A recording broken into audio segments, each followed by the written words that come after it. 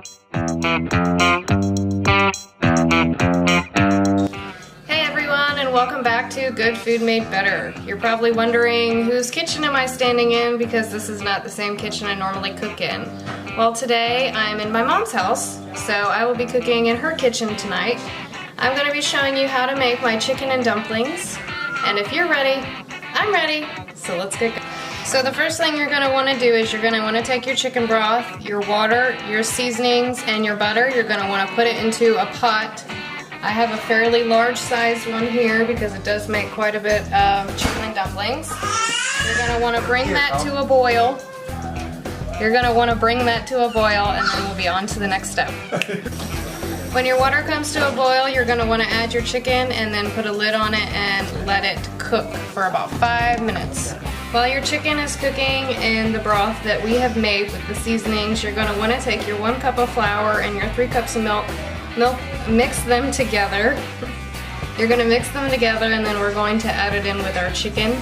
This simply is just going to help it thicken. It's going to help it thicken and make the sauce really creamy. So once you get your flour and your milk mixture added in, you're going to want to go ahead and add in your vegetables too. You're going to give these a few minutes, probably roughly about 10 to 15 minutes. Everybody, this is my brother Nick. You're going to want to let the vegetables cook about 10 to 15 minutes, and then we're going to be moving on to making our dumplings. Then we're going to be adding our dumplings by the spoonful into it. The dumplings literally come towards the end because they only take a few minutes to cook. Or not. Whatever. There's my mom. So we'll be back. Alright, when it comes to your dumplings, you're going to want to mix your flour, your baking soda, and your salt. I also added a little bit of ground black pepper in there just to make it taste a little bit spicier. What you do is you want to stir that up, make sure it's stirred very well. Try to break up any big chunks of flour you have in there. Then you're going to want to take your milk, and you're going to want to take your melted butter, pour it into your milk. Then you're going to stir that up. Okay, once that's stirred, you're going to want to add it into your flour mix. Right in,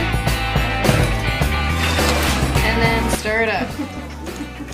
It's going to be thick. I mean, it's going to be kind of like a biscuit dough, more or less. You want it to be thick because it's going to puff up once it gets into the soup.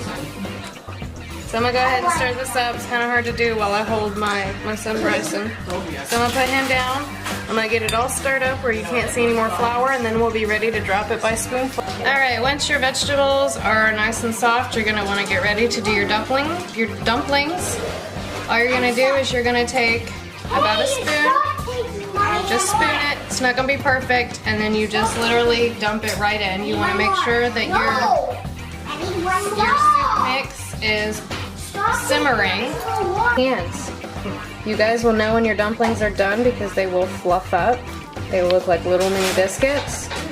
You're going to want to let them cook for about 10 minutes, and then you're going to want to let this cool, and as it cools, this gravy soup will thicken. There you go, chicken and dumplings.